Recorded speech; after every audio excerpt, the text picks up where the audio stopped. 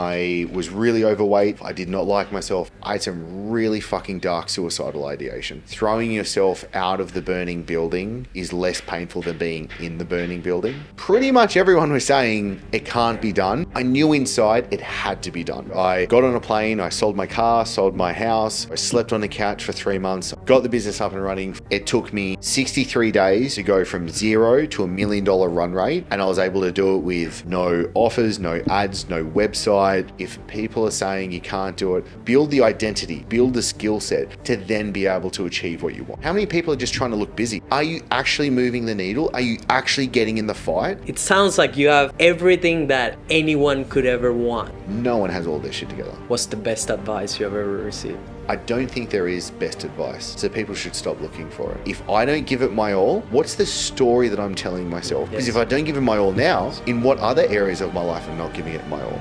Brother, I'm pumped that we managed to find the time to do this, because when I met you a couple weeks ago, I was like, fuck, this guy's a legend.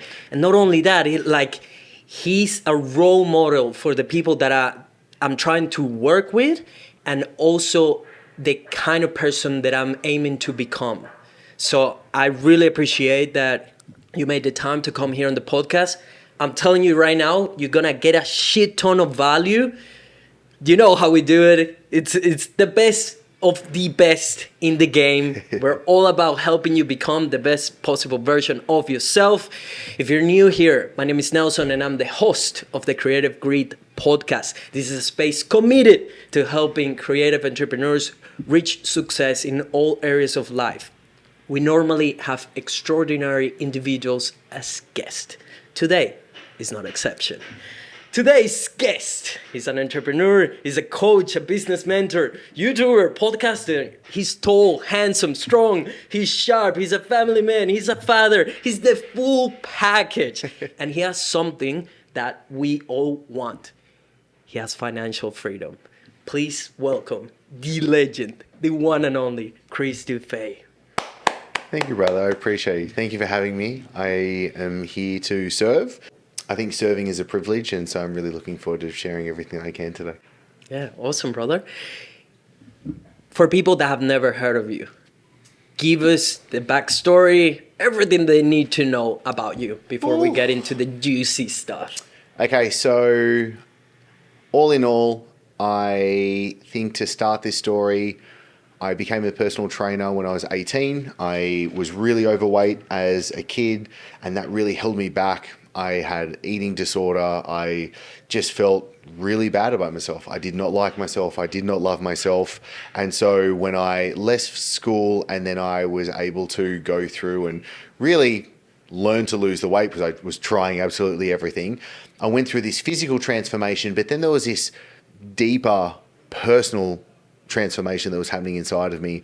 And so I wanted to help other people go through that. So I became a personal trainer. And then after doing that and running an agency throughout Sydney, I then had the opportunity and moved to Dubai and had to go through probably one of the toughest times of my life and really being able to make that happen, because I found out that my wife was pregnant with our first child. I was 25 at the time. And then 3 days after, I get this email from a colleague really presenting me with an opportunity to move to Dubai to start a fitness business. And at the time, business was good, but I felt this white picket fence life unfolding in front of me that I didn't choose. And I was doing what everyone was telling me I was supposed to do to be a success, but it didn't feel like a success on the inside. I was running a good business. I was earning like good money, but I felt very much trapped by it. What I call the time for money trap, when anyone's in the kind of like especially a service or an expert or consultant type of position. And so this opportunity, when it arose to move to Dubai, and I only knew one person on the other side, which is the guy that I was going to be partnering with, I took that opportunity. So I got on a plane, I sold my car, sold my house, gave all my clients away.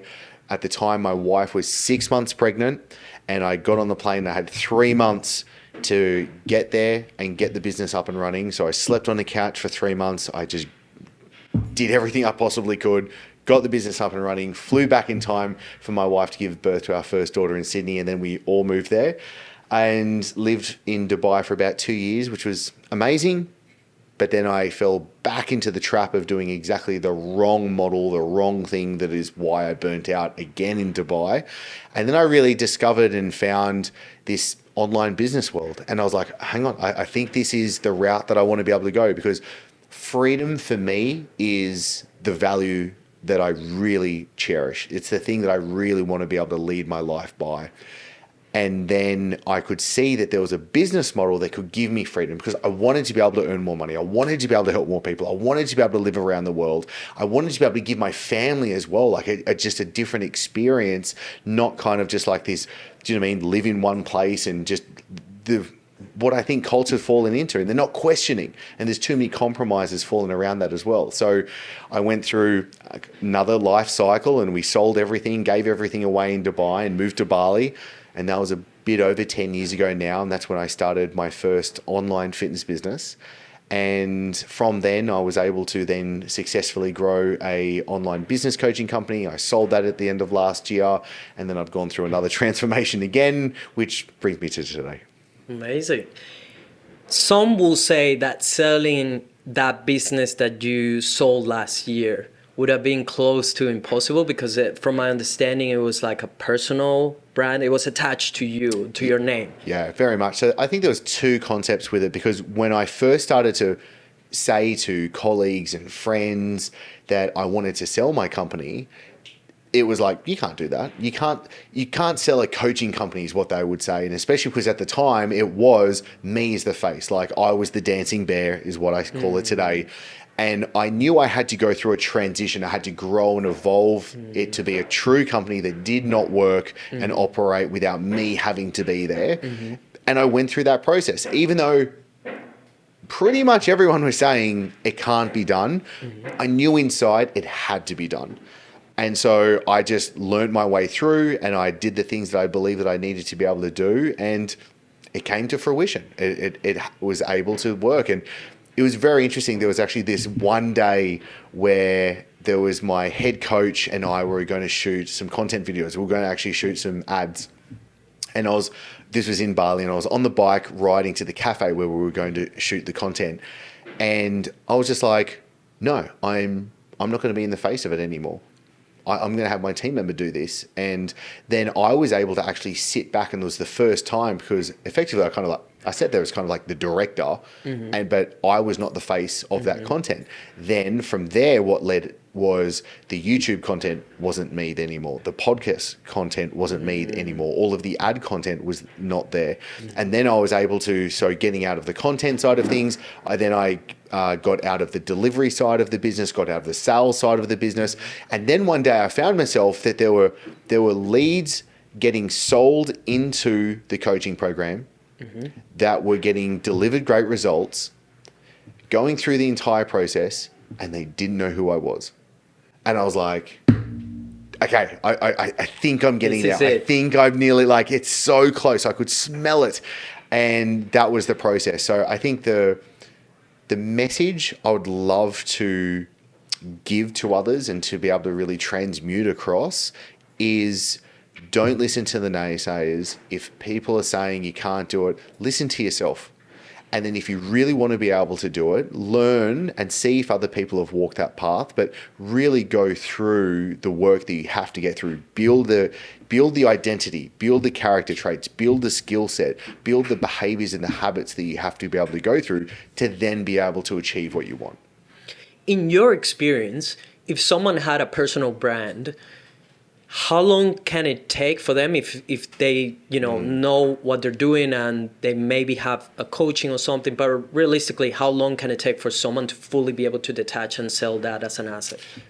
That's a really broad question. I have gotten asked that a lot, and it's kind of like, how long's a piece of string? So the first question I would ask if someone said that is like, do you actually want to sell your business? Because there are different paths to be able to go. You could turn your business, let's just say if we use the coaching world as an example, you could use your business as more of an ATM, right? You just want your business to be able to churn out cash, so then you can put your time, attention, energy, resources, capital into something else to be able to start to grow. So the question is, what is it that you actually want to be able to do with your current business right now? And if it is the case, they go, hey, Chris, no, I want to be able to exit this business, and for whatever reason it is that you want to be able to exit for, I would say 12 to 18 months should be a really good runway if you're able to actually recruit and manage and lead the right team members. That's the crux of it. You need to be able to have the right team members to be able to come in, and you need to be able to have that culture so that it's able to shift through. Because I found through it as well, there was like a little bit of a toggling period where I was like, I'd try and step out of the business and shit would break, or things would go wrong, or clients would be like, hang on, where's Chris? And I'd kind of have to like bring myself in, be able to fix the process and go. So there's very much kind of like this in and out process that's needed to go through. But 12 to 18 months would be a good runway to start with. Would you say that the key to do it is having A, players and systems and processes? 100% it is. It starts with myself, the leader, the founder of the business first. You've got to be the A player, but very much it's the case of being able to understand the systems and processes and how to lead and build a team and have a culture. Like I remember at one point, like SOPs, standard operation procedures, like really truly learning how a business operates and functions. I went really deep into it, and it was huge thanks to a great friend and mentor of mine, Alex Schafran. I think he's literally one of the world's best when it comes to actually helping people go through this process. And I say so much thanks to Alex, because if I did not go through, if I did not learn what he was able to teach me, I wouldn't have been able to sell the business, because it would not have been a sellable asset. So it's very much the case of, one, I have to be, or the person running the business has to be that person that has all of those skills and traits, but then very much being able to have those team members in place. So I think about it like a bus, right? So you want to get all the right people on the bus, and you want to have them sitting in the right seats, and then you want them to be able to do what it is they need to be able to do so the bus can go in the right direction. Okay, I see. Entrepreneurship. It's fucking hard. It's very difficult. What makes, from your experience, because you work with a lot of entrepreneurs, a lot of coaches, a lot of business owners, what makes a great entrepreneur? Why do a selective group make it to the highest level in your experience? What are the traits of those individuals compared to the rest that never make it? They have the vision, they have the drive, they have the ability to get punched in the face and continue to move forward. They have an ability to have an adequate amount of self-belief and also self-deception. You want to be able to self-deceive yourself enough so that you can get through the things that you need to, but you also need to be able to have enough contact with reality to see when you need to change directions or essentially pivot on the dime to be able to then move forward in a different direction that you thought you needed to go to as well. Because it's never been the case. From my experience, it's never been the case in any of the business, from my own businesses to the other businesses that I partner with, that it's like, oh, this is the direction that we're going to go with. This is the thing that we're going to sell. This is the way that we're going to be able to build this business. And it's a straight line. It's just never happened. There's always a learning and iteration process involved. So it has this element of being able to say, okay, do I believe in myself? Because there's always this element of faith. Like I use that word faith, not in a religious context, but there's this faith in knowing what it is that you need to be able to do and that you can get through it at the end of the day. And I'll admit, like I've gone through depression, I've had anxiety attacks, I've had severe suicidal ideation throughout this entire process. It's not been sunshines and rainbows at all. I've been able to believe in myself, but also like be delusional enough to think that I could actually do it as well, to get through those parts of it. So I think there's this, there's these ingredients that we need to put in. The recipe, I don't know. Do you know what I mean? I don't think I can really answer that, but I see these common threads through the successful entrepreneurs that I get to hang around and be with and work with. And there are those elements that sit there. There's a saying that goes, I can't remember exactly how it goes, but it says something along the lines that from 100 soldiers, 90 don't want to be there, 10 are savages, one is a leader. How often do you spot that one within the people that you work with? Oh, it's really interesting. That's a great question.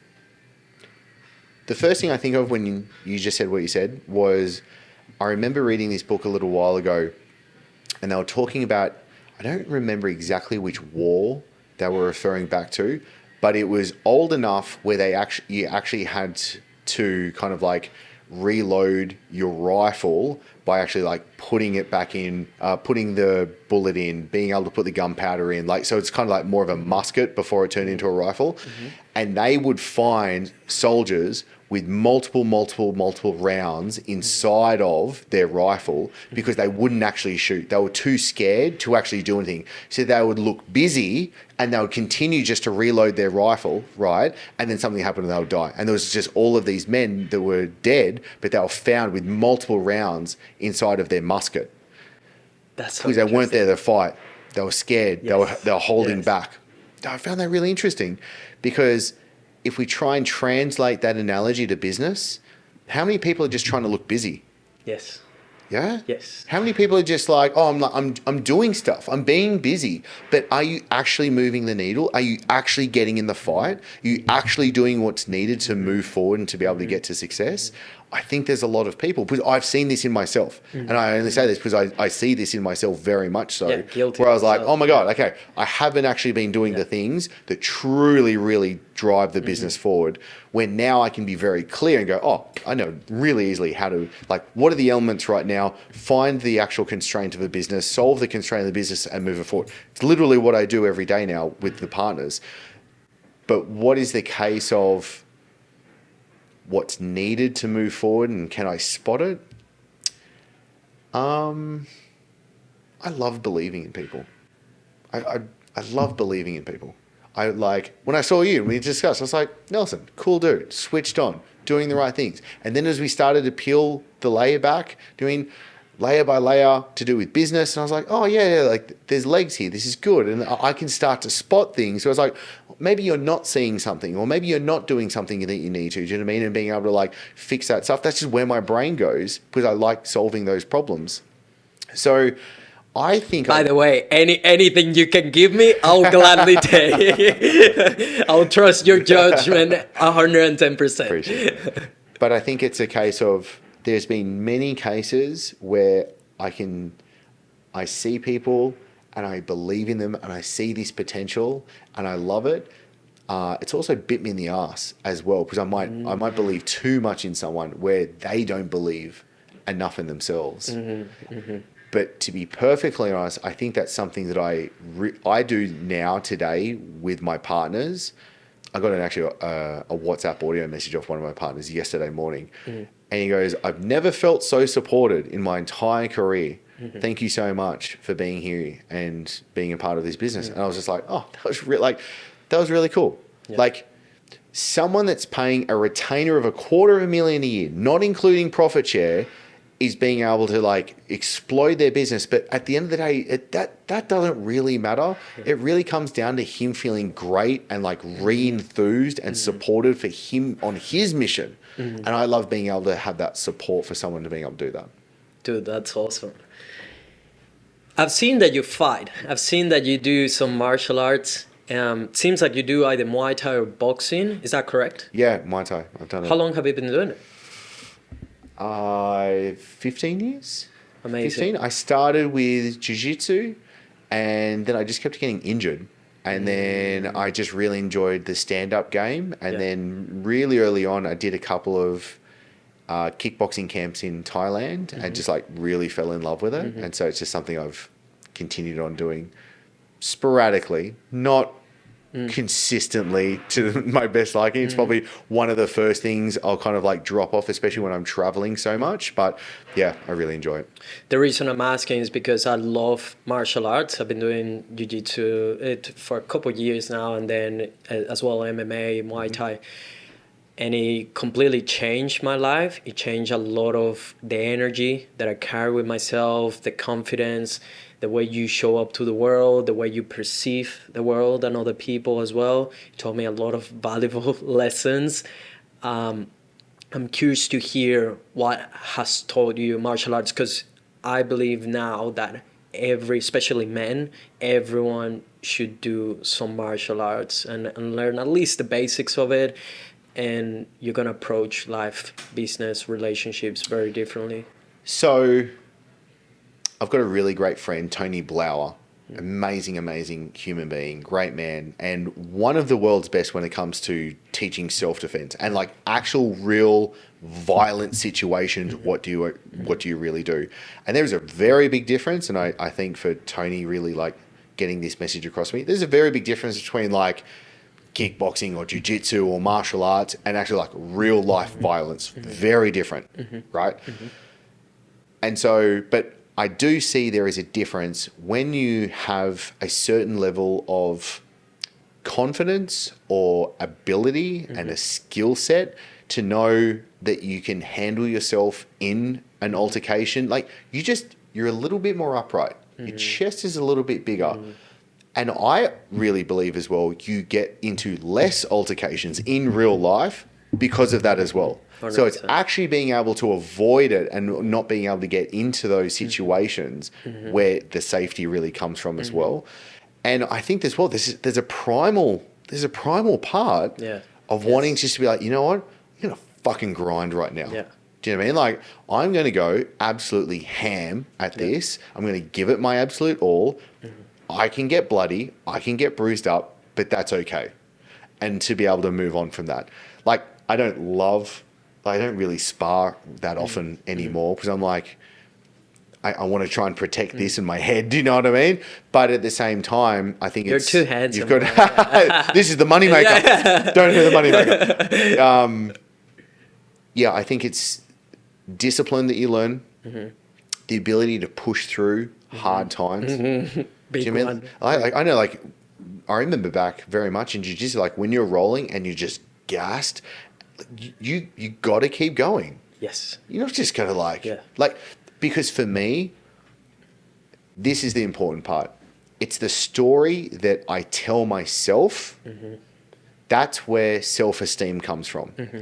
And let's say if I'm just like on the pads with Muay Thai, I know if I'm not giving my 100% all. And I find it a very slippery slope where if I don't give it my all, well, what's the story that I'm telling myself? That I'm half-assing it? That I'm not giving it my all? Because if I don't give it my all now, in what other areas of my life am I not giving it my all? Totally. And is that the person I want to be? Am I going to be happy putting my head on the pillow at the end of the night? Am I going to be happy with myself, with who that turns into, that identity, that personality at the end of the day when I die? For me, I think very often I want to be able to say each and every day, this is a good day to die. And for me, I want to be able to say that because that means I've showed up in each interaction, in each moment, in each day, giving my all with as much heart, with as much strength as possible. Absolutely. I couldn't agree more with that. Like how you do one thing is how you do everything, right? Like being able to, whatever you're doing, just give it your 100%, give your absolute best. To not regret, also like, looking back and be like, oh, fuck, I didn't give as much as I could to that relationship, to that business, to that job, to that client, to that workout. Having, at least knowing, this is what I tell people. I'm on the pursuit of financial freedom, right? And to have a massive impact in the world. I want to help all the young versions of myself out there to show them that it is possible. You can come from a country like Venezuela. You can come from a family that had nothing but love, no money, nor any of that. You can start again from scratch on the other side of the world, learn a new language, quit your dentistry career and do something else that you love. And you can become great at it and live a fulfilling life that is making the life of others better. That's what I'm aiming to build in my lifetime. And I tell people as well, like, I'm still so far from where I'm trying to get. very far.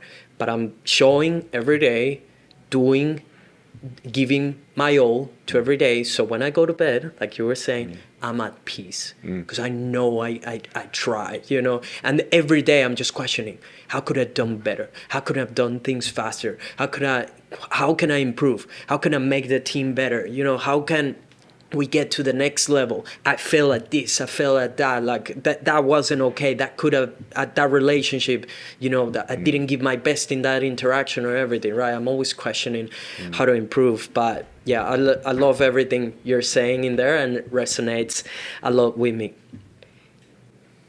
You have financial freedom.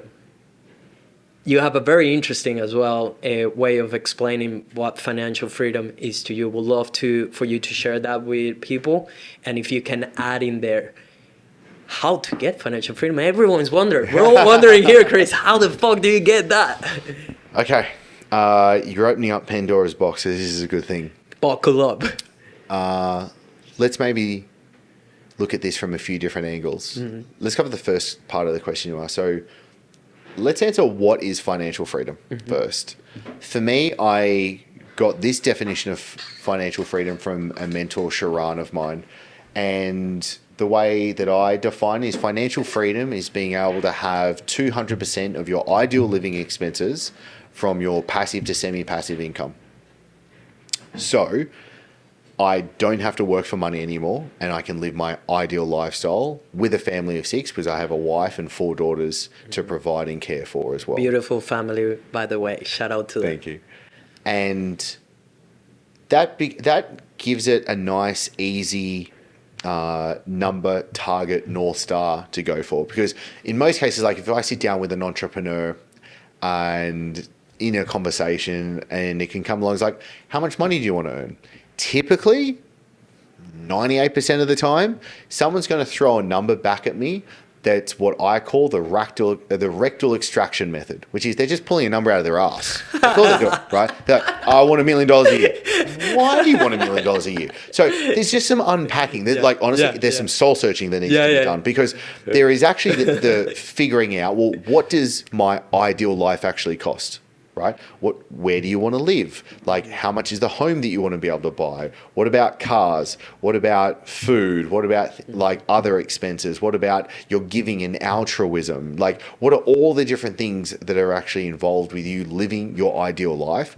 And so once we have a number, now we can actually make it very tangible, and we can reverse engineer back from there. We go, well, great. What do we need to do? Is it just going to be a case you just want a bunch of money sitting in a bank account that earns a certain amount of interest and that's what's paying off it? Do you want to be able to have investments? What are those investments? What's the actual return or yield that you're going to be able to get from those investments? So there's all of that kind of like intricate stuff that's going to match the certain person themselves to be able to make that happen.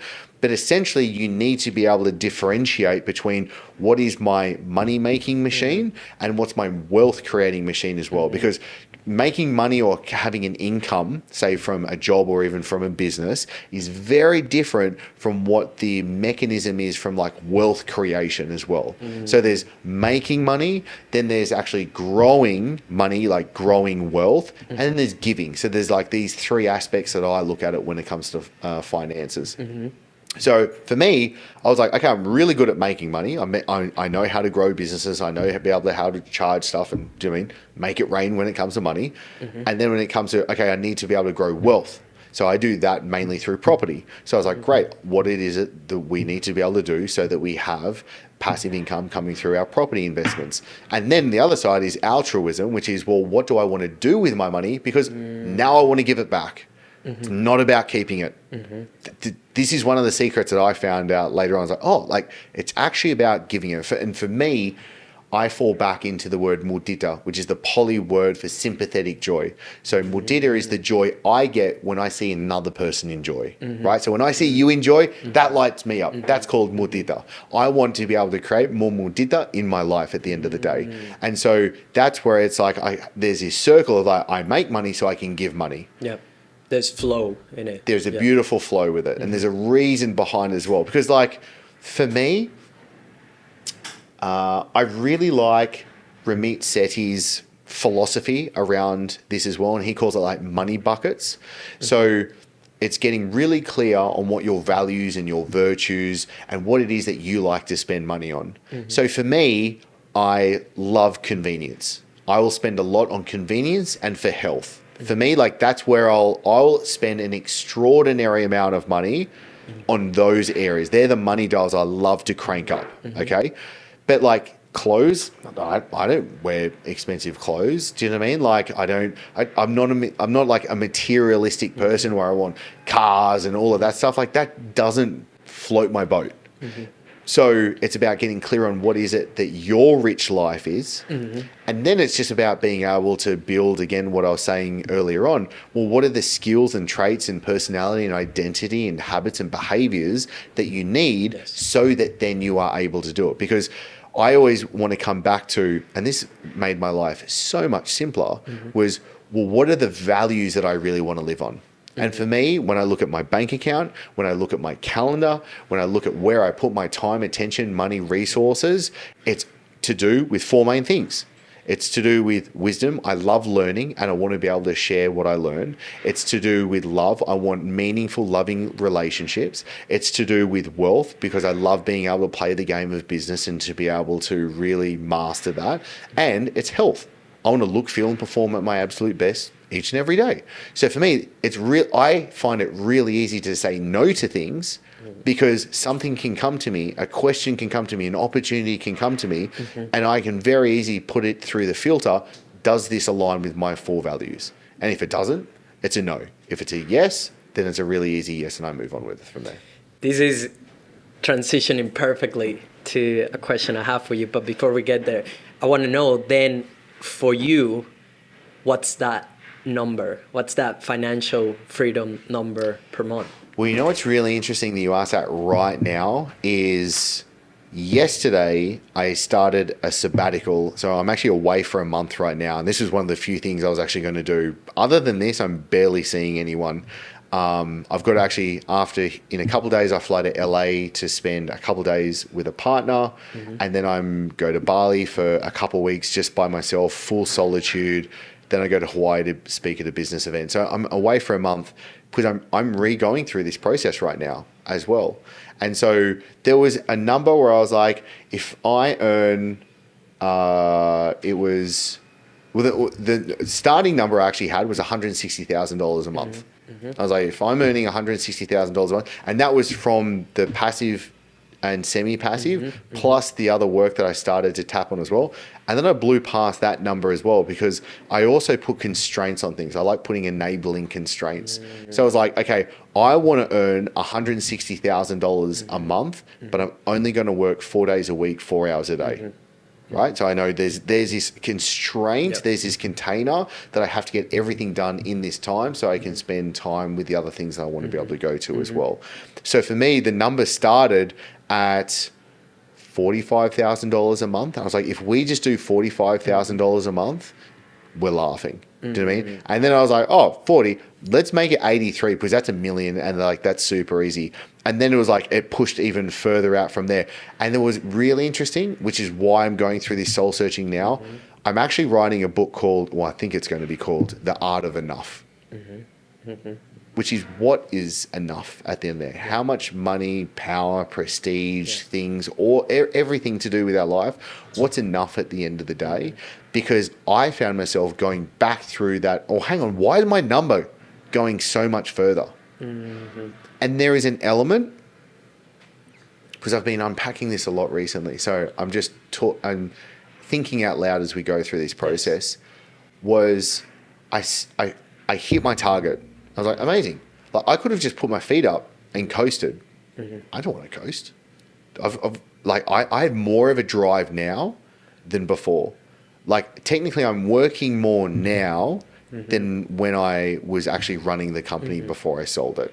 Because now I'm in this new venture. Now I'm doing these other things. I have this like new invigoration and this energy and this passion and this purpose coming through me now. So that's where it's like there is seasons to life. And it's this understanding of, well, what's the season that I'm in right now? What are the games that I want to be playing? And who do I need to best be in this season of my life to be able to do, be, and have the things that I want? Are you then going through this process that you're going to Bali and have some time by yourself? Is it to figure out the new number and kind of like the mission, or No, what? it's deeper than that. I think it's really more about who am I going to commit to being? Okay, What's the identity that I'm going to commit to being in this next chapter of my life? nice. How old are you? 36. No way. Dude, that's crazy. You're so young. I'm curious, someone will look at you and be like, fuck, this dude is jacked, he can fight, he's handsome, he carries himself well, he has the family, he's married to his love of his life, he has, beautiful daughters, financial freedom. It sounds like you have everything that anyone could ever want. First of all, what are you currently dealing with? And also, if someone is looking up to you and seeing you as a role model, how can someone have all the areas of his life in order like you have? Because you're incredible. Even like, you're very intelligent, you're very articulated, you have life experience. And what I told you when I first met you was like, what stood out to me is that you're one of the few people that in today's day and age seems like has everything in order, or at least is paying attention to every aspect of life and is trying to be the best he can be at every single one. So, full transparency. Over the last couple of weeks, I really came out of it only about a week ago, but for the few weeks before that, I had some really fucking dark suicidal ideation. I didn't want to live, and I was really thinking about leaving this world. So if someone's like, oh shit, Chris has got all of his shit together and this is amazing, no one has all their shit together. Everyone's trying to learn their own way. Everyone's got a rock in their shoe. I want to be able to best provide as a great role model and a great path. I want to be able to put down stuff so people can pick up and be able to use in their life as well. But I'm not the be all and end all. I don't have all the answers. That's not the case at all. So for me, it was very much a case of figuring out what was going on. Do you know who Alison A. Armstrong is? No. No? Okay, she's an incredible woman. She's got 2 amazing books, one called Understanding Women and one called The Amazing Development of Men. I recommend anyone, especially in relationships, go through. My wife and I went through the Understanding Women, and I had this just deep reverence and just like, oh my God, like understanding my wife and who she was and what she was going through as well. In the recording, you can get on Audible, the Amazing Development of Men. She talks about these different stages that a man is going to go through in life. You go from a page to a knight to a prince, and in a prince you have an early prince, middle prince, late prince, and then you have the king. I'm going through, and what my wife and I really went through is like, no, I'm firmly in this right now. And I've talked to some other really close friends, and they're like, yeah, you're going through this right now. I'm going through what she calls the tunnel, which is the transition from late prince to king. And the way she explains it was just exactly how I felt. Whereas late prince, everything's going great. You're feeling in your power. You're feeling like you're nearly there, that you've nearly made it, and everything's coming together.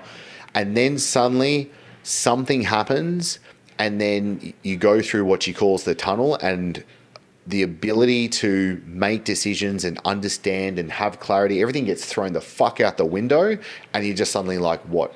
And so I'm really going through right now, as I kind of alluded to before, who am I now, but who do I want to be? And there's very much this like changing of this identity, this growing, this evolution that I feel like I'm going through right now, which is why I was just like, I need some solitude. I need time away. I need just to be by myself. I need to do some soul searching to be able to go through this. And I'm very much grateful, like deeply grateful for everything that I've gone through to get to this point. And I'm really looking forward to emerging through this, but I'm really surrendering and letting go and just being like, okay, let's go through this process right now. Do you know what I mean? Like, and spending the time with myself to be able to journal and reflect and to be able to really like unpack what's going on. Like what's in here? What does Chris really want? Who do I really want to be? And the question I think I'm really trying to answer right now is, who am I going to commit to really for the rest of my life, right? Because I feel like I'm dropping this childish adolescent. I'm really stepping into the man that I really want to be. So that's where I'm at, kind of like currently with that. And I think it's cool to probably put this in the recording now to then kind of like come back to it later and be like, yo, you said you were going through this shitty tunnel. Where are you at now? And like, what's emerged after this? And when it comes to the point you were saying of ticking the boxes, having it all, because I recently did another interview with Josh Trent, and that was the entire concept of the episode, was like having it all. I believe it comes down to me firstly having this insight that I didn't want to make compromises. I saw people that would climb the ladder of success in business or make heaps of money, but they were out of shape, or they didn't have great relationships with their family, or they were going through divorces, or they just didn't like themselves, or they were just like cranky, not so fun people to be around.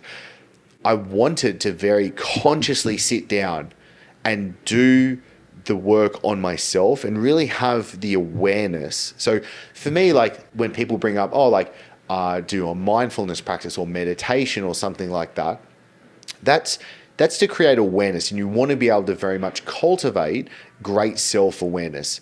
But what I've learned, especially through learning like Buddhist philosophy, is you take that self-awareness and you've got to go one step deeper, which is investigation. You then use the awareness so that you can investigate and have clear comprehension as to how you are in your life. How are you showing up? What is it that you're doing? What is it that you want? How are you getting exposed, or how are you getting kind of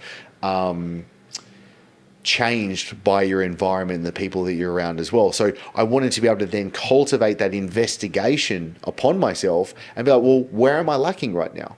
And really being able to do that on a very pragmatic, practical level. Like, I will sit down at the start of every day, and a part of my journaling process, I write, today will be a win if, and I write down 6 areas of my life.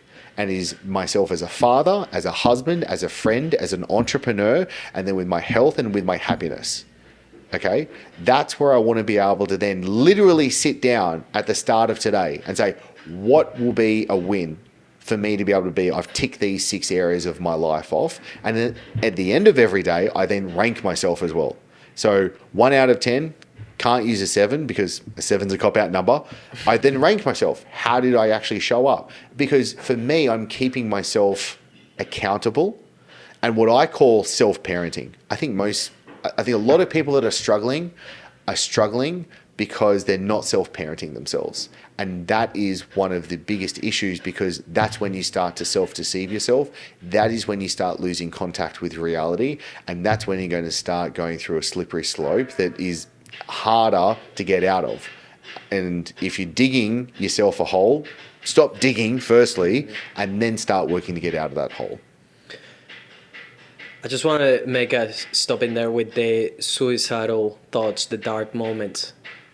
Where did they come from? I don't know. They've been in my life for a long time. Now and then they'll come up, and this last period was super fucking dark. It was scary, and it was so interesting because in my head, it made sense to leave this world, to leave this life, and not be there. I was literally thinking inside my head, no one will care. My family won't really matter if I go. What's the point of me being here? Why? And what was so interesting was I could then detach and kind of have this subject-object relationship from like the witnessing self to then like the thoughts going through and be like, shit, that's really dark. Like, how is that actually making logical sense in your head? And I heard someone actually say this. It was Tim Ferriss actually talking about his experiences with this. And it was the analogy of why someone would throw themselves out of a burning building. Because throwing yourself out of the burning building is less painful than being in the burning building. And that really fucking resonated with me. I was going for a walk one morning and I heard that analogy and I was just crying. I was just walking, just blubbering mess because it made so much sense. And I was like, oh my God, like that really nailed the feelings that were going through me and the thoughts that were coming through me as well. I still do therapy. And so I had some therapy sessions and was like, hey, this is what's come up for me. And we were able to unpack that and work through that. And I feel good now. But it's very much, I want to keep an eye on it and have the awareness and investigation to ensure that I am being my best self. We are not letting you go, Chris. Listen up. You are important to this reality, to this world, to this earth. We need you. You're making a big difference. You're inspiring. You're inspiring to someone like me as well that is looking to have a massive impact, and meeting someone like you and showing me like it is possible. We need you here. You're a living example of a great human being and an extraordinary individual in all areas of life. So you're not going anywhere under my watch, Grace. I'm not letting that happen. Thank you. No. Anything I can do to support you or to help, or I'm here, just letting you know. I'm sure you have loving people around you, but we gotta protect you at all costs. I'm pretty sure everyone right now agrees with that. Tell me, what's the main things or the most basic things that a business should have in order to be successful? Like if you have to grab a video production business, let's say, and I'm using that example because a lot of people listening to this are creatives. So if you had to grab a video production business and turn it into a cash machine, a successful business, how would you do it? So I'm just going to use you as an example, right? So we can riff off this. We sit down and we go, great, I'm here to help you grow the business to the success that you want.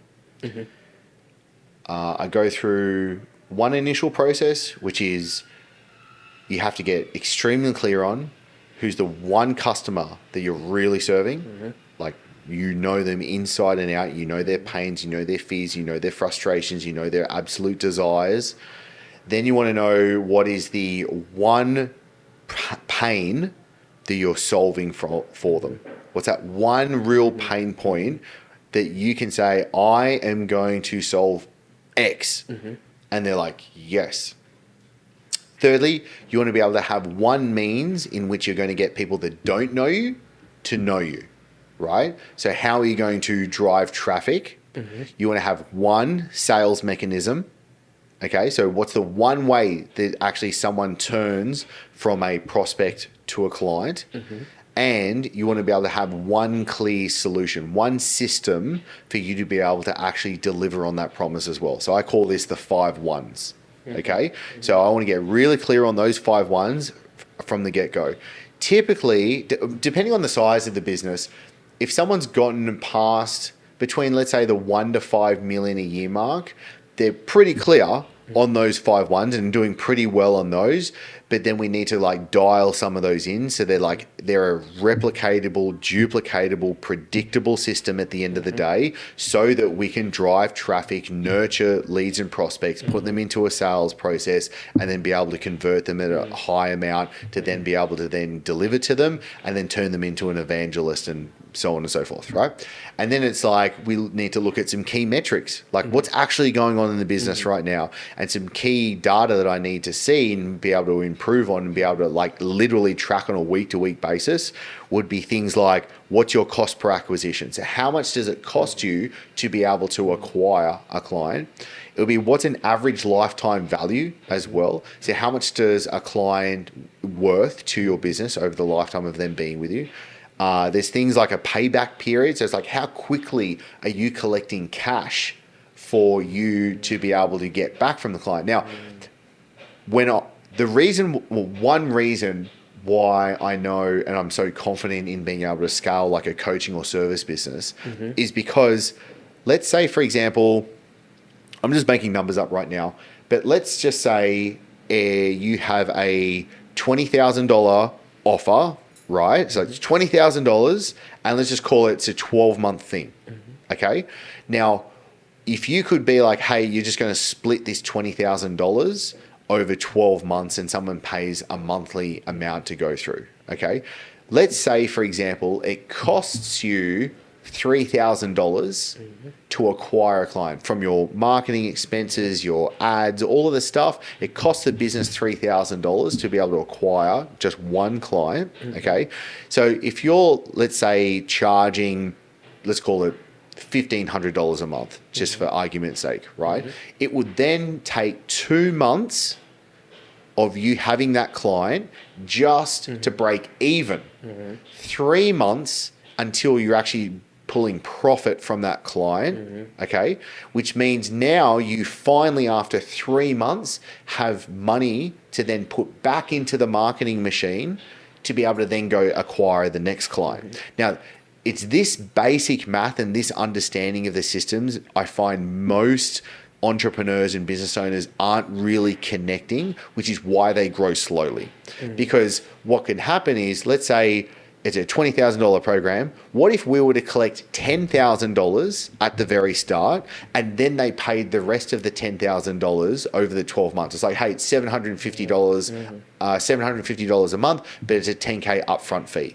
Right? So now what we can do is now I can take the expenses, the $3,000 acquisition of that client. I go, great, I've got the money back from my acquisition. Now I know, let's say, the COGS, the cost of delivery of what it is that costs the business to deliver on it. But now I know I've got margin, I've got cash in hand where I can turn around and I can acquire the next client. Or if anything, really, from that, I can acquire the next 2 clients. So now, rather than this slow, gradual process of being able to like grow the business, now I can turn into this exponential curve because I've created a machine to be able to get clients. And most people just don't understand how that math and those systems really connect to be able to do something like that as well. So start with the 5 ones, then understanding the key metrics. From that, then we can start to build out what I call the 4 models, which is going to be, what's your economic model? So how is it that you actually receive money inside of your business? So like, what are you charging? And like, what are the actual numbers behind it? So what's the economics of the business? Secondly, it's the acquisition model. So how are you actually getting your leads? How are you nurturing your leads? How are you selling your leads into this? So how do you get someone that doesn't know you to know you and actually as a client? Then it's the delivery model. So what actually happens once someone gives you the first dollar? They say, yes, I'm on board, Nelson. Here's my credit card. What's the actual delivery model? How do you make sure you give them a world-class experience? How do you get them results? How do you make sure that you're increasing their lifetime value so that you're keeping them for longer, solving further problems, like building on top of that? And then lastly, it's the operations model, which is, okay, how does the business actually operate? Do we have other team members? What are the systems? What's the communication cadence going to look like? How are you choosing what projects to work on? How does everyone know what it is that they're doing? Are they doing it right? Are they doing it at the right time? And does everyone know that they're winning at their role and best performing as well, and kind of unpacking the whole operation? So just from those segments there, now we can actually sit down and really easily go, oh, you know what? I can see the constraint, because I'm a very big believer where it's a case of, let's find the one constraint that this business has, let's solve it and move on to the next one. And it's just that process. But what we can do is, once we have everything really humming, we can start solving problems really, really quickly, and then we can grow faster. Fuck, that's gold right there. Speed and fire, man. That's awesome. What does your day looks like? I keep saying that this is a mistake that I keep doing. I keep asking people, how does your day look like? I was like, my partner keeps telling me, what does it look like? I tell you, I get it, brother. It's all good. What does my day look like? Quickly. You go. Yeah, good. I was just checking. Does our monitor die? Okay. What does my day look like? Yes. And if you can include your like routines, anything you do consistently Yep. to stay at this level, please, will be awesome. At the moment right now, and I preface it with that because it does change, but at the moment I wake up at 5 a.m. Oh, Team 5 a.m. of course, of course. 5 yes. a.m. wake up. I then drink water with lemon juice, apple cider vinegar, and electrolytes. I meditate for 20 minutes. I then journal, and then I usually do some sort of like go for a walk or jump on an exercise bike or something like that. I'll do some sort of movement for like 20 minutes. And then after that, I spend time with my daughters, have breakfast time with them. So I like get breakfast ready for them, get them ready for school, that kind of stuff, and have time with them there. Then I jump into the office and I work typically until about 11:30, 12 o'clock, go to the gym. I use the gym as kind of like changing from entrepreneur Chris to like not entrepreneur, like to Oh, dad so you Chris. go in the middle of the day. Yeah, I train in the middle of the Yeah, day. right. Okay. Come back from the gym, and then I'll usually have a meditation, or I'll sit in the sun and read. Like I just want to do something that's like chilling out, going back into parasympathetic. Then it'll be time with my family, which you'll just be like, do we go for a walk? Do we go to the beach? Do fun stuff for the afternoon. Then it's dinner time, bathe the girls, put them to bed, have some time with my wife, go to sleep. That's the routine. Wow, it sounds. It's not sexy. Yeah. At what time do you go to bed? Oh, honestly, 8:30. Yeah, same. That's what I'm asking. If it's past 8:30, I'm practically falling asleep on myself. Yeah, same. Yeah. Where we met the day we met, that was this event that Yeah. ran until like 9 p.m. or something. Fuck. Yeah, I was like, once it wraps, like, I'm out of here. Like, You were I'm done. running. I was like, fuck, wait a second. Can we schedule the podcast? But yeah, I could tell you were running as well. I'm like, fuck, it's so tiring. What are 3 habits that you have kept for a very long time that have played a massive difference in you being able to achieve this level that you are right now in all areas of life? 3. Okay. Meditation has been one that I've done. It has been very rare if I've ever missed a day, especially for the last couple of years. Movement has been the second one. If I don't train, go to the gym, go for a long walk, something along the lines, I'm just not my best self. The third one would be learning, actually having the time and sitting down and investing what's needed to be able to learn whatever it is that I need to be able to learn. And I very much do more of a just-in-time learning rather than a just-in-case learning. So just-in-case learning is like just I'm reading, I'm listening, I'm consuming things just in case I need to be able to know that. I want to be very specific about what am I actually trying to solve at this point in my life, and therefore I'm only consuming things around that with about, I'd say, 10% other stuff. Do you know what I mean? So it's like 90% of like my consumption is specific to what it is I'm trying to actually move forward ahead with my life right then. And then I can make sure that I'm doing what's needed to be able to progress in that area. Yeah, right. I like what you just explained in the different types of reading. What do you read normally? Like it can be at any time of the day when you can fit it. I know you mentioned kind of like after. Yeah, usually it's like workout. middle of the day, and then at night time is when I would be reading. But then if I'm training, I'll be listening to an audiobook or a podcast or something like that that's to be specific about it. Yeah. Sometimes I have to really limit it because I do find I can find it too easy to consume too much. So I think about my ratio of consumption to creation. Yeah. So I'm like, if I think I'm consuming too much compared to my actual output, I don't like that because I need the whole purpose is for me to be able to have great output. So I think it's easy, and I found it very much easy for myself to kind of procrastinate by consuming too much. Yes. And so that's for me, I want to be very specific about why am I doing what I'm doing right now. Yes. And going from consumer to creator. Yes. Yeah. Content. Why are you not playing at the big leagues? I feel like you're a diamond that we just found, and somehow the world still doesn't know about it. It's a very good question. It really is, Nelson. I think for a big part of it, I wanted to have the experience and the expertise and the achievements under my belt that I thought I needed to have and was necessary for me to then go out and to be able to help others through it.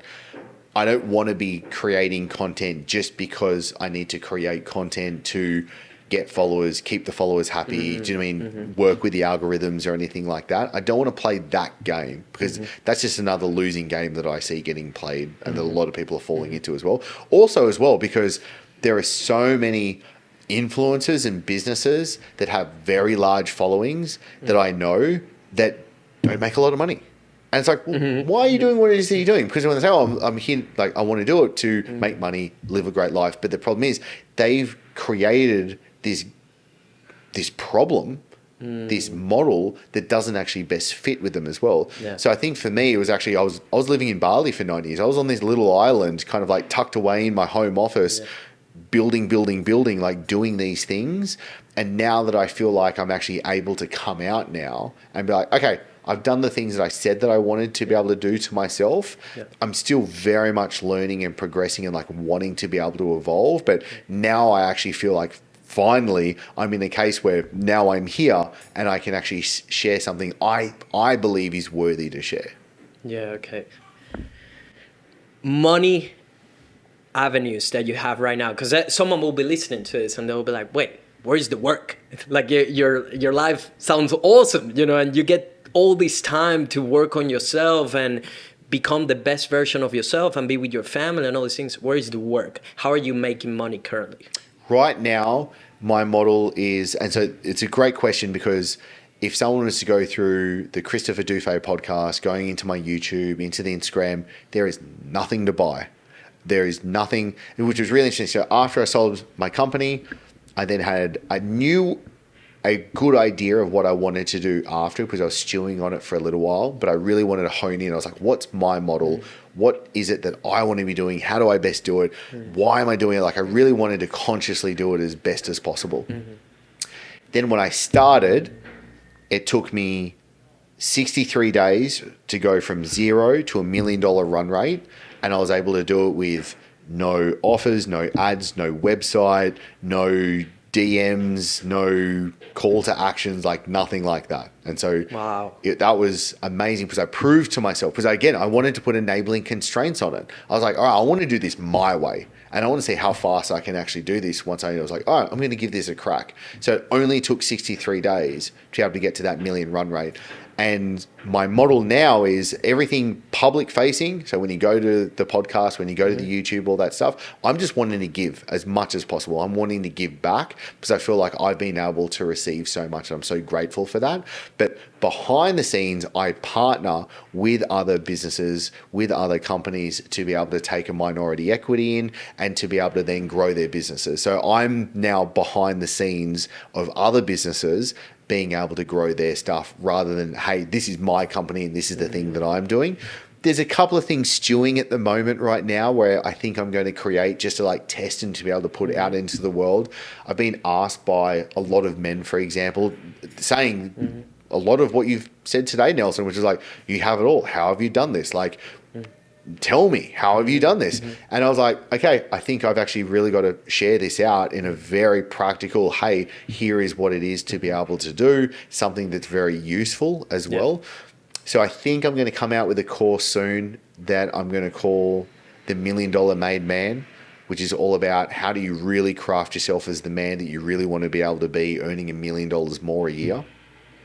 Because I believe I've done that multiple times now and I've got a track record and I've helped many others be able to go through that. So finally I had to kind of feel the worthiness in myself to be like, okay, I can do this now. Like I can really share this. So that's coming together for me. But the main part is the investments through property and then being able to have behind the scenes the work with my partners where I get paid fantastic money from my partners. They happily pay me and I'm behind the scenes growing their businesses. How What does that looks like in real life? If someone is partnering with you, is it like them almost going like, "Hey Chris, we have this issue. This is happening," or "Hey, this is what's your input? What would you do here?" Like how is that playing out? Someone will come to me and say, we're struggling. Like typically it's really only helping businesses that are doing $1 million plus. So I'm not helping people from the very bottom, kind of like getting started. So for me, they'll come to me and be like, hey, we're stuck, we're plateaued. I hear all the time, people will say something along the lines of, we're doing everything right, but it's not working. And it's like, okay, I come in this troubleshooter. A lot of my partners have called me like their CGO, their chief growth officer. So I come in and I just take care of like the growth of the business and the growth of the profits at the end of the day. Yes. And so we'll sit down, we'll have a discussion. I want to see, is the business a good fit? Is the founder a good fit? Like, are we going to be able to work? Because I only want to work with people that I know that we can work together with for a long time as well. So for me, it's not about having heaps and heaps and heaps of businesses. It's about having a couple of small handfuls that I know that I really love to. So I want to believe in their mission. I want to believe in what they're doing and they can really deliver as well. And then it goes into a negotiation and a discussion about, okay, like what's the actual financials of this going to look like? Like, how does this really work? In typical basis, it's like, let's say your business is doing this as a baseline. Like, this is what your business has been doing, let's say in the last 3 months. And then I take a performance from there. So I get paid a retainer plus a performance of the profit share from what it is that's the growth of the business. So it's a massive win for the business owner because I'm just there being able to grow their business, and it's only they're really paying me out of the growth of the business. So effectively, I want to come in and say, hey, I'm free. I'm just going to actually grow your business and make your life so much easier. Yeah, I see. What's the worst advice you have ever received? Worst advice I've ever received. I was thinking about this the other day. So I'm going to throw this out right now, and there is a really good chance if you ask me in a week or longer, I might completely retract this. The worst advice you could ever receive, and there's nuance behind it, is be yourself. Because if you're stuck in life and you're not getting what it is that you want in life right now, and you continue to do the exact same thing, why would you expect any different? Right? So there is the nuance to unpack here, because if you just take it on face value, people can, get their panties in a knot. But the nuance to unpack here is like, okay, how can you evolve? Because there is this essence, there's gestalt inside of what is truest to yourself. That is like where you want to be and be able to like lead a North Star to. But when it comes to like being yourself, it's like, well, hang on, where do you need to grow and evolve? What are, again, the skills, the traits, the personality, the identity, the behaviors, the habits, the things that are actually going on? How do you need to be able to change, mold, and adapt from what's going on for you to be, do, and have what it is that you wanted at the end of the day? The reason I'm smiling is because this is one of the actual advices that I think are so trashed. Be yourself. Because at one point I was just thinking, I was listening to a lot of people just saying, oh, just be yourself, just be yourself. And what does that mean? Because what if being yourself sucks? So you just be yourself if you suck? If it genuinely just suck? You have terrible relationships, you have zero financial education, you're not trustworthy, you don't know how to run a successful business, you're completely unathletic, you're overweight. Should you be yourself? So, it's one of those things that Like, to me... For me, I go back to like the philosophical side of this, and it's etched in stone at the Oracle at Delphi, know thyself. But like, what really is knowing thyself? Do you know what I mean? Like, and I believe, and especially like studying into it, is like, it's really much deeper than what I think most people give face value to it. And that's where it's a case of like, yeah, there's this essence to yourself as well, and you don't want to lose that, but there is also this malleableness to us. Like, I woke up this morning and effectively I chose to play this role of Christopher Dufey. right? Like I just kind of like, there's this role, there was this mask that I decided to kind of play again. And I think it's the ability to see, oh, hang on, I can change. I can actually change a lot. And this is the case. Like when I look at my life over the last 10 years, for example, Nelson, I look at photos of myself 10 years ago. I can't even relate to that person. I'm like, who is that dude? Same. Who, like, what? Yes. And thinking back of living around the world and being able to have 4 daughters come into and like having these amazing experiences with my wife, the ups and downs and all arounds, and it's incredible. It's absolutely incredible. And that's where it's a case of being able to have that path of constantly, one day by day, just take control of today. Take control of yourself today, win today, and then just do it again tomorrow. And I think that's the case of like, yeah, if you're just being too much yourself and being a bit lackadaisical about, I don't love that. Do you think, I'm curious to hear your perspective on it. Do you think that the secret to life is to know thyself? I think it's a part of it. Yeah. I think there definitely is a part of needing to know what is going on at our deepest level and what is this at the end of the day? What is thyself? What's actually there? If you were to take your memories and your future projections and what it is that you want, if you were to peel all those things away, what's still there? Do you know what I mean? Like, who is Nelson at the end of the day? Who is Chris at the end of the day?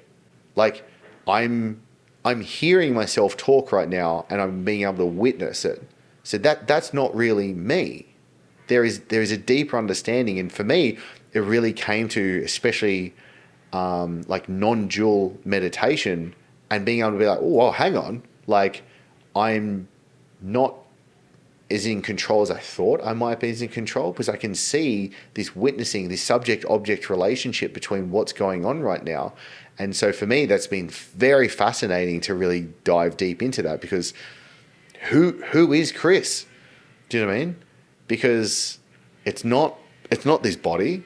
Do you know what I mean? And was it the same person that walked in the door just before? Am I going to be the same person an hour after this conversation? If you were to see me next week, am I the same person? That's like, for me, when I see someone, like, okay, I saw you last time a couple of weeks ago, right? But I don't want to come to this conversation today treating you as the person that you were a couple of weeks ago. I want to see you for who you are right now. And that takes a certain sense of curiosity and openness for me to be able to do that. And I want to be able to do that for myself as well. Like, well, who am I today? What's coming up? And there is this malleableness that I feel like is very freeing as well when that concept is really arisen. Do you think that you're in full control of your reality, that you can really create your reality or manipulate it? No, I don't. I think there is a dance between a paradox that I use the words. On one side, there's a fatalistic side of life where it's pre-written by Allah. God has determined absolutely everything. Do you know what I mean? It's going to happen no matter what. And the other side, which is kind of the free will, okay, I'm in control. I can be, do, and have anything that I possibly want if I just work as hard as I can. And so let's say on a more of a Hindu side of a belief system, there is, let's say, well, this is who I am. This is the life and role that I've been given right now. And on the other side, there's the very Western culture of today of you can be and do anything that you want, but can you? Like, there are limitations that are out there. So I think there is a dance. There is a golden mean, as Aristotle would put it, between these two as well. So I think there is a lot to case where I'm so grateful for this role and this experience that I have been given in this life. And so much as well is to fate. Do you know what I mean? It's to Lady Luck. It's to the goddess of fortune that has been able to have certain things happen. I could have been killed by a bus hitting me earlier today. Do you know what I mean? Like, so there's so many things that are outside of my control. However, I want to firmly be able to hold the things I can control, and they're my thoughts and my actions. So I want to be able to take responsibility for the things that I can control and do the best that I can, and then being able to have a letting go of everything else outside of that as well. That's beautiful. And it resonates a lot with the way I'm perceiving life so far. What's the best advice you have ever received? It'd be funny if I said, be yourself, wouldn't it, if I said that? Just be yourself. Best advice. I'll answer it this way. I don't think there is best advice, so people should stop looking for it. I think we live too much in a world of give me the actions, give me the steps, give me the answers, and people are essentially giving the responsibility to others for them being able to live the lives and be the people that they want to be able to.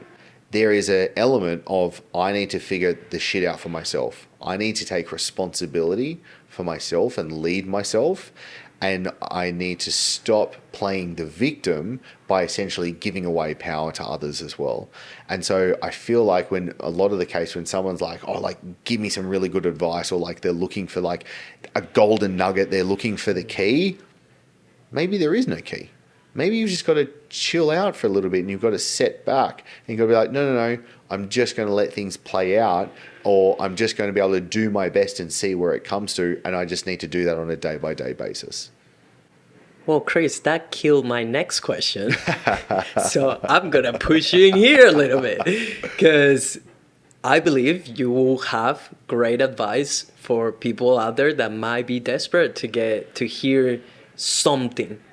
Get them something. So if you had to give advice to your younger version of yourself or creative entrepreneurs out there, 3 pieces of advice that will help them achieve success, whatever that looks like for them in every area of life, like 3 things that you really would have loved to know when you were in your 20s or even in your 30s. I'm 30.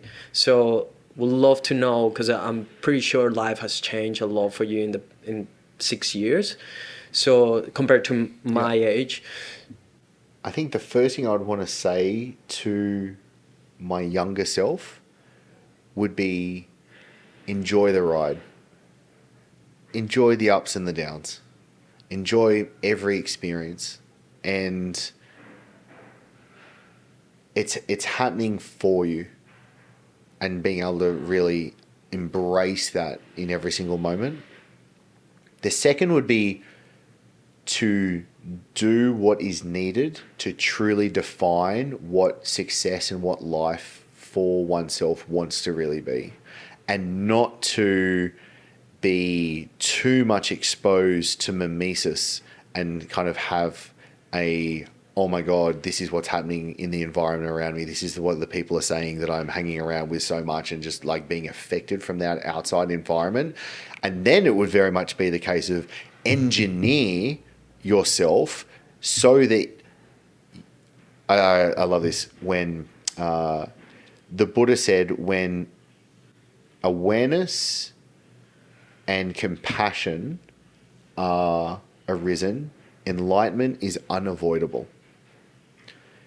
For someone to make a bold statement like enlightenment is unavoidable by following this path, by having these 2 things, for example, it's a bold fucking statement. It takes some cojones to say something like that, right? Like, you got to be pretty confident behind what you're saying. Yeah. So what I think of is, well, let's use it in a business context. When I come into a business, I want to essentially be able to say that success is going to be unavoidable because of what we have set up. So I then parlay that into my life and I go, I want to make it unavoidable that I will be, do, and have what it is that I want by what I set up. Now, obviously, just like what we spoke about before, there is the goddess of fortune at play as well. So it's not going to, the cookie will crumble in a different way than you probably will want to at the end of the day. However, I want to be able to set the systems and the habits and the environment up so that it best gives me the chance of happening the way that I want it to as well. And so for me, I'm very cognizant about the people that I'm around, about what it is that I'm consuming, whether it's like any social media or books or articles or podcasts or anything like that as well. Where am I living? Do you know what I mean? This has been a huge thing that my wife and I have been speaking about for a very long time. Like, are we in the environment that we want to be able to be in? Like, we could spin a globe, throw a dart and go anywhere, do you know what I mean, this afternoon, but where is the actual best? Where is best for me? Where is best for my wife, Lauren? Where is it best for our 4 daughters? And obviously then as a family dynamic, that as well. So I think if it's a case of how can you best do what it is needed to set yourself up for success to be unavoidable. I love that. I want to be respectful of your time because I know you were very limited and we're already over time. But there's one thing that came to mind that I would be very curious to know. You know how we all deal with different things. So like we all have different, I guess, bad habits or stuff that we're constantly like desires or things that we're fighting against. Like some people will be sweets, overeating, porn, sex, or, you know, things that if you overdo, they're probably not great for you. What has been the one thing that you've been dealing with throughout your life that keeps showing up and you always have to kind of like fight against it a bit? Or it's funny, 2 things came up for me. Earlier in my life, it was food. I had an eating disorder. And then when I was then competing as a physique athlete, and I competed in London, Denmark, and Australia. And then in my last competition, I find myself slipping into bulimia as well. And I was like, motherfucker, this thing's come up again, but it's manifested in a different way. Yeah. So for me, it was very interesting because I would use food to comfort myself. Today, it is too easy for me to default into working to get the good feels where I likely should not be, because I can have a feedback system where I'm told I'm really good or it makes money, or did you mean like it does the things, or it's like it gives you the good feelings, it gives you the dopamine here. Oh, this is really good. Yeah. And so for me, it's been a case of no. Actually, I don't want to default into working, and I need to be able to find where else I want to put my time, energy, and attention to. Yeah, awesome, brother.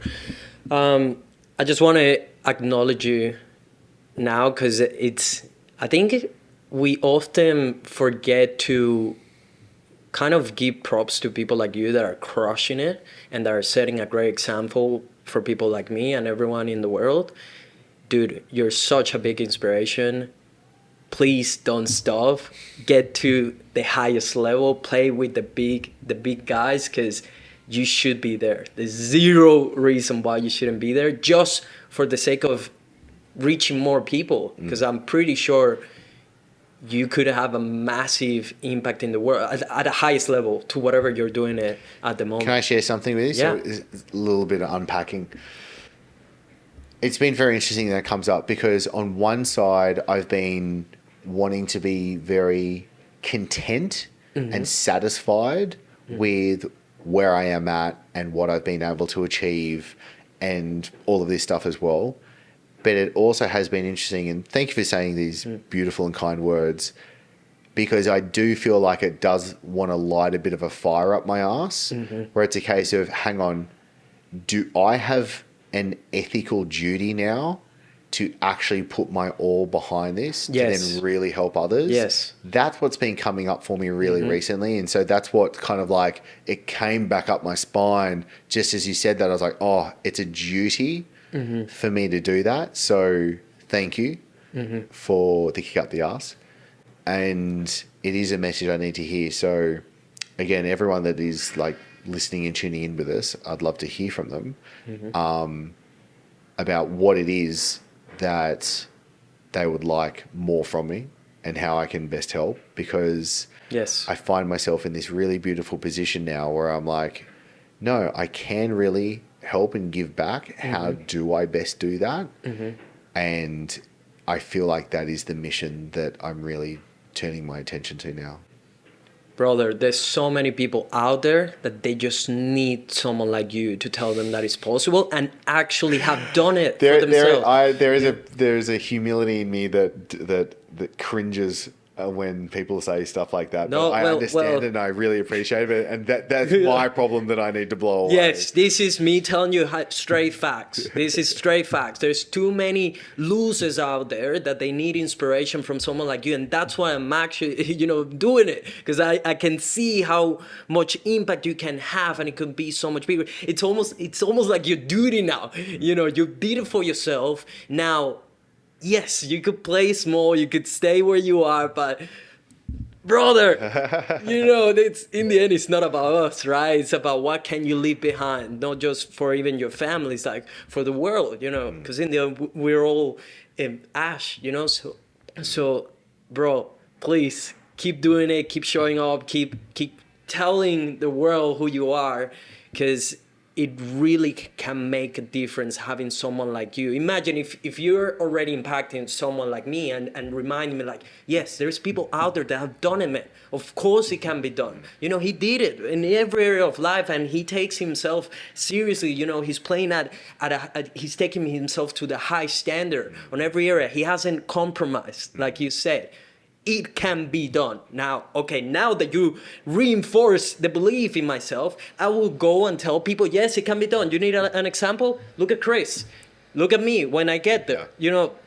We have to set the example. I told you, like, man, you're such a good role model in today's day and age. So please don't stop. Thank you. Brother, where can people find you if they want to know more about you, learn about what you do? Just learn how to become $1 million man. Thank you. I appreciate the kind words as well, Nelson. I appreciate being here today.